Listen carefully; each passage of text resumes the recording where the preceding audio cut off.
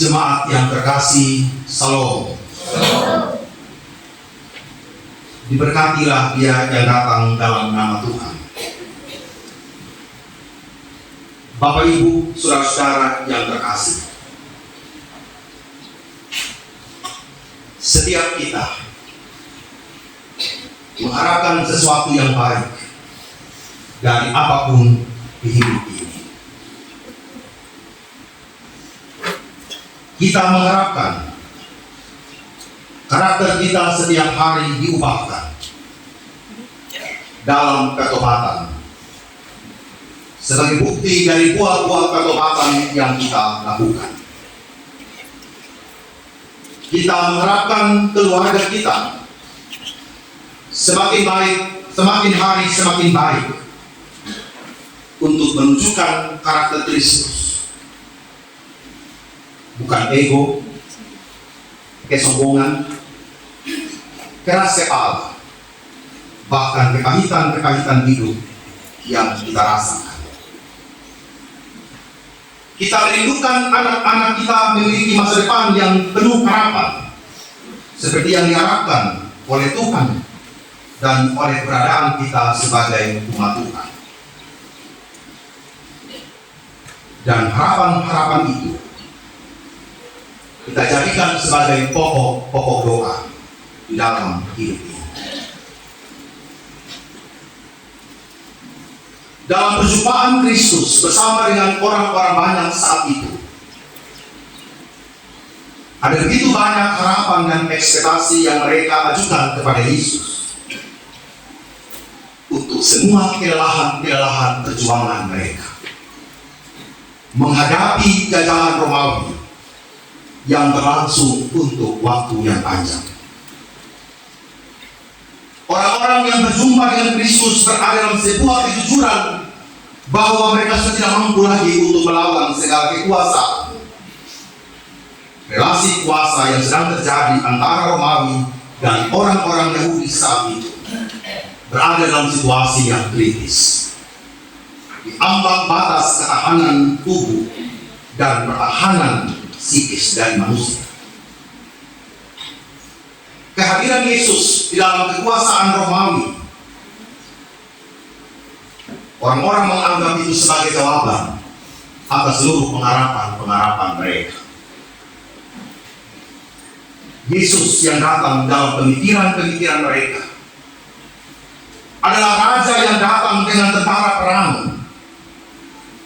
adalah raja yang datang dengan kuda dan tentara perang yang akan menyerang dan menghabiskan jajahan Romawi. Tetapi kenyataannya sangat berbalik dengan apa yang terjadi. Kuda perang diganti hanya oleh seekor keledai yang rasa-rasanya juga tidak mampu berbuat apa-apa selain memuat beban dan barang-barang. Itu pun juga Mama bukan beban seperti badan saya ini, begitu kan? Pasti dia masing-masing dia muat. Kalau saya, dia pasti akan keloe memang gitu kan? Mereka mengharapkan Kristus yang datang dalam tentara berkuda untuk menghabiskan kekuasaan Romawi. Meniadakan pemungut-pemungut cukai, bahkan meniadakan tokoh-tokoh ahli-ahli Taurat, tokoh agama yang menggunakan agama sebagai topeng.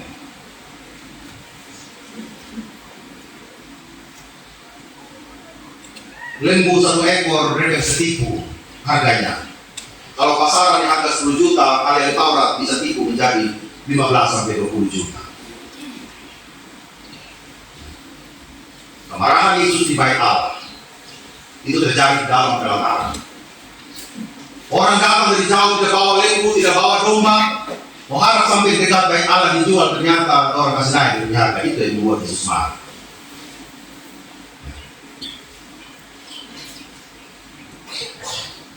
Para ahli Taurat, orang-orang Farisi, guru-guru agama yang memahami Taurat sekalipun bisa ada dalam manipulasi. Tidak heran bagaimana kekuasaan dunia rasanya juga jauh lebih parah daripada itu. Segala kelelahan inilah yang membuat orang, kita ini mau apa sebenarnya? Kita ini mau ke mana? Siapa yang menjadi tempat pengharapan kita? Datanglah Yesus dari Nazaret. Mereka mengharapkan Yesus menghalau seluruh penjajahan itu, bahkan ahli Taurat yang bertopeng agama. Kompleks sekali di balik kematian Kristus, bahwa tentang makan, kerakusan, keangkuhan, kesombongan, relasi kuasa yang menekan orang lain menjadi hal yang ditegaskan oleh Yesus, yaitu akarnya. Manifestasinya, perwujudannya adalah kesombongan, keangkuhan, mau menguasai orang lain, mau menjajah orang lain, mau menekan orang lain. Akarnya cuma satu, yaitu dosa yang ada di hati, kebencian. Dan akar itulah yang ingin dicabut oleh Yesus, yang ingin diselesaikan oleh Yesus dalam seluruh pelayanan kemesiasannya sebagai seorang yang diurapi oleh Allah. Dia tidak mau kerja setengah-setengah. Dia mau yang paling akar itu harus dicabut. Kita memperhatikan ketika Yesus dibaptis, bukan dia tidak bisa merubah roti batu jadi roti, bukan bagi Yesus. Tapi dia suruh ini setan, apa mama. Dia bukan tidak mau menguasai dunia, dia yang punya. Tapi bagi Yesus yang diprioritaskan adalah akar persoalan, yaitu tidak tunduk kepada otoritas manapun juga selain kepada otoritas Allah. Ketika ia menyembuhkan orang yang lumpuh, orang yang tuli dan segala macam, apa Yesus katakan? Dosamu sudah diampuni. Jadi hal-hal yang bersifat fisik, yang bersifat terlihat itu, manifestasi dari seluruh dosa-dosa kita ini sebenarnya harus kita selesaikan, yaitu akarnya. Dosa yang kita simpan dalam bentuk kepahitan, dosa yang kita simpan dalam bentuk yang tidak mau diakui, dosa yang kita simpan dalam bentuk tidak mau mengalah, dan kita bilang itu sudah saya. Keturunan memang kita darah tinggi gitu kan. Nah, kok bangga gitu. Hal-hal yang negatif kita bangga. Memang saya sudah tidak punya istri dan punya ibu, memang istri dari banyak. Tapi istri punya ibu enak Bapak. Biasanya kita habis bersatu toh. Itu bisa toh. Nah, kan itu sudah keturunan toh. Ya. Kalau saya punya pesona memang tidak enak Bapak. Itu saja. Ya, tapi kadang-kadang hal yang bersifat duniawi itu kita katakan this is me, itulah karakter saya. Padahal bukan. Itu setan yang sedang berkamuflase di dirinya kita. Kuasa-kuasa gelap yang menguasai kita, dan kita mengatakan itulah saya. Bukan kita itu Bapak. Yang tukang selingkuh itu bukan kita. Yang tukang pemaki itu bukan kita. Yang tukang simpan akan pahit itu bukan kita, Bapak Mama. Itu kuasa kegelapan, kuasa jahat yang mau titip di dalam diri kita supaya kita rusak. Dan sayangnya kita mengatakan itulah karakter saya. Tidak, Bapak Mama. Yesus mau menyelesaikan itu semua. Ketika semua orang banyak mengharapkan Yesus datang menghabisi orang-orang Romawi, menghabisi bangsa-bangsa Yahudi, bukan itu. Apakah yakin Bapak Mama? Kalau itu Romawi dihabiskan, guru-guru agama itu dihabiskan, ahli Taurat dihabiskan, apakah dunia baik-baik saja Bapak Mama? Yakin? Tidak. Dia akan hadir di dalam diri manusia yang lain. Kan hadir dalam diri manusia yang lain, Bapak Mama. Dia mulai manifestasi itu, dia mengganti tempat. Kalau tidak ada sama manusia, Tuhan Yesus lari kemana dalam cerita kita, Mama? Lahir sama Bapak, lahir dari babi, toh? Itu kuasa setan. Dia cari tempat. Dia tidak bisa habisi yang kata dekat dengan betul kan? Kan begini dalam keluarga. Dia tidak kuat sama dia punya pendeta, dia puji dia punya majelis, betul? Dia tidak kuat sama dia majelis, dia masuk dia jemaat, dia rajin gereja. Yang rajin gereja tidak bisa, dia masuk ke jemaat yang buat apa di gereja. Itu setan punya kerja, Bapak. Akhirnya persekutuan ilahi yang Tuhan bangun di dalam keluarga, di dalam kemajelisan, di dalam pemerintah, akhirnya dimasuki oleh kuasa-kuasa itu. Kuasa ilahi itu Bapak Mama hadir bukan saja di gereja, tapi juga di dalam rumah tangga. Kita aminkan Bapak Mama. Kenapa rumah tangga itu kita dekat? Kenapa kalau mau angkat sumpah itu pendeta ada di sana, di pemerintah? Kenapa? Hanya mau ingin bahwa kuasa ilahi itu ada di sana, supaya tidak ada yang memperlain. Kekuasaan apapun, rumah tangga apapun yang kita bangun, gereja apapun yang mau kita bangun, entah dia jemaat kecil, dia jemaat sedang, dia jemaat besar, kekuasaan ilahi yang harus ada di sana untuk merengkuh kehidupan umat manusia. Oleh karena itu, Papa Mama, apa yang ingin disampaikan pada minggu hari ini, Minggu Palma, diberkatilah dia yang datang dalam nama Tuhan. Hosana. Yang artinya selamat itu harus terjadi sekarang. Selamat itu harus terjadi sekarang. Dalam kelelahanmu, Tuhan Yesus bilang pada bangsa Yahudi, dalam keletihanmu, dalam kenyataan yang mungkin ingin engkau ingkari, dalam air mata, dalam sakit, dalam kemiskinan, selamat yang dari Allah itu harus terjadi dan menembus seluruh hidup manusia, tidak dibatasi oleh tembok apapun juga. Oleh karena itu, di bagian yang pertama ingin dikatakan, kuasa Tuhan atau kuasa ilahi harus nyata dalam hidup manusia. Bagi adik-adik yang sipil yang pengakuan dosa yang orang tua membawa anak ke baptis, kuasa Allah harus menguasai hidup kalian sebagai orang-orang muda. Tidak boleh memberikan celah kepada apapun di dalam dunia ini yang akan merongrong seluruh kehidupan ilahi bersama dengan Allah. Persekutuan rumah tangga yang dibangun jangan membuka celah dengan kuasa apapun di luar kita. Kalau ada masalah Papa Mama, omong suami istri. Jangan omong sama suami yang lain atau istri yang lain. Termasuk juga kami sebagai pelayan, ada kode etik.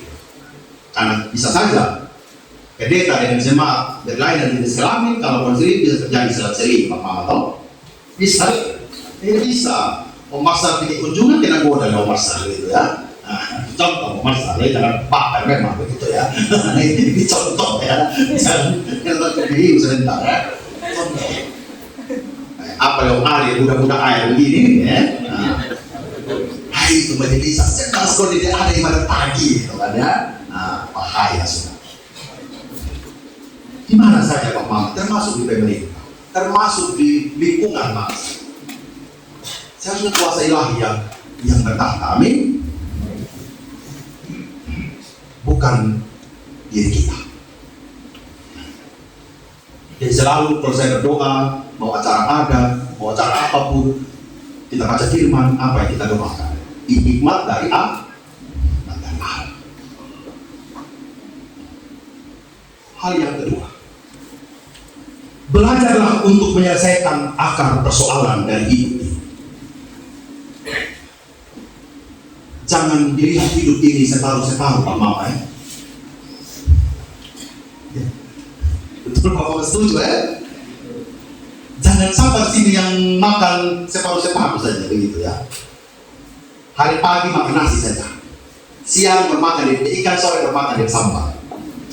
Ada coba katakan ya, sore serang kan kita sore ya, tidak ada kayaknya. Kalau kita makan itu kan seimbang ya, gitu. Ada lauknya, ada apa, ada apa. Tidak ada orang yang makan separuh gitu. Kalau kita di gereja sudah kita pakai baju separuh, betul? Ya, hari ini seperti sarung saja, atas letak saja gitu kan, tidak ada begitu kan. Tidak tahu, betul tidak apa-apa. Yang tadi sedikit itu sepanas gitu kan. Jadi harus total apa-apa. Total. Kita diskusi gitu ya, tadi baru diskusi gitu kan ya. Berdiskusi. Komsel A ini belum semuanya ini melaksanakan komsel 3 bulan ini gitu kan. Nah, kita ngomong begini saja, orang Pak Pendeta ada perselisih antara satu dengan lain. Kita kasih pisah, yang rukun sendiri, yang nggak bisa sama gitu. Setuju toh? Kok apapun keadaan kalian harus bersatu itu damai, itu harus menjadi apa? Jadi kita pelihara toh. Nah, memang menyelesaikan masalah, komsel jalan, tapi itu sebenarnya tidak tercapai toh. Damai tidak tercapai. Paham Bapak Mai? Nah, artinya apa? Ya kalau komsel itu tidak jalan, berarti akarnya ada. Kalau ternyata akar di komsel itu tidak ngomong anak dengan anak mantu, begitu kan ya, anak kandung dengan anak, begitu. Ya, hubungannya diselesaikan. Hubungannya diselesaikan. Kalau tikus masuk di dalam rumah, maka kita punya rumput padi yang dihabiskan apa? Rumah yang dibakar tikus yang kita kejar, Bapak. Tikusnya kita bakar di dalam rumah, begitu kan? Nah, ya, jangan bakar rumah ada tikus di dalam, begitu kan? Ya begitu.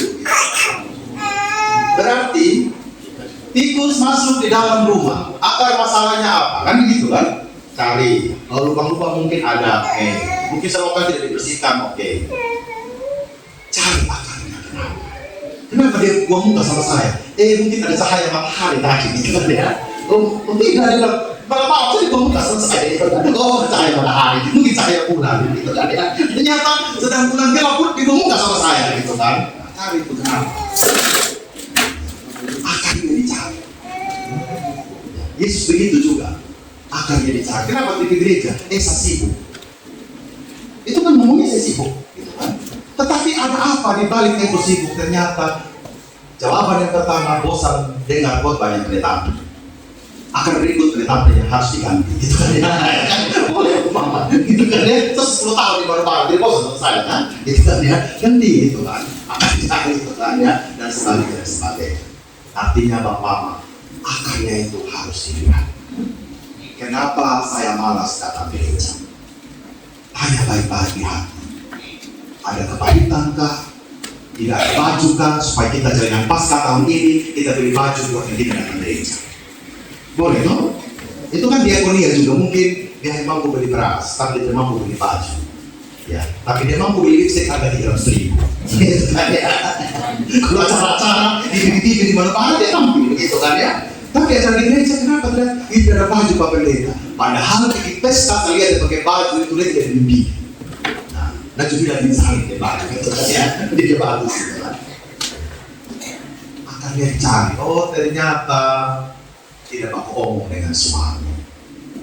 Ternyata tidak baku omong dengan istri. Kenapa tidak baku omong? Dicari lagi di dunia akar. Seterusnya dan seterusnya. Hal yang ketiga, kerendahan hati adalah bagian dari hidup beriman. Tuhan Yesus bisa datang dengan kuda, dengan tentara, apa saja. Dia datang dengan kerendahan yang rasa-rasanya hanya bisa melakukan bagian yang kecil saja. Buat barang, buat manusia, tidak mampu palapa, kesederhanaan, terus punya orang lagi, bukan punya Tuhan Yesus. Bapak Ibu, apapun dalam hidup ini, adik-adik yang sedih hari ini, kalau kita mau diubahkan oleh Tuhan, belajarlah untuk merendahkan diri di hadapan Allah. Bahwa kita adalah orang-orang yang mau belajar firman Tuhan. Teman-teman muda yang melayani, pengurus-pengurus komisi, perangkat kerja, majelis jemaat, bahkan kami yang berdiri di limbah ini, ada di kursi yang lain, kerendahan hati kita untuk dinasehati, untuk dikasih masukan, betul tidak Bapak? Untuk akan bertumbuh harus mendengarkan firman Tuhan.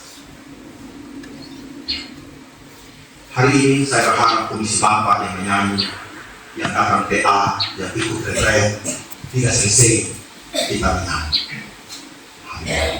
Saya harap sekali perubahan penting itu kita lakukan dalam hidup kita. Kiranya Tuhan menolong saya dan Bapak Mama semua sebagai orang tua anak yang dibaptis, yang mengaku dosa hari ini. Adik-adik saya yang dibaptis, yang disiplin, tolong minggu depan jangan hilang di bawah. Saudara ini di Bali jauh, kapan kita hanya via WA, bimbingan lewat via WA. Di mana gereja ada di sana pergi. Jangan hilang-hilang, termasuk adik-adik saya di sini. Tuhan yang menolong kita semua untuk memasuki jamuan kudus kita di Jumat Agung, untuk memasuki Paskah pada tahun ini. Tuhan menolong saya dan Bapak Mama semua. Amin untuk firman Tuhan.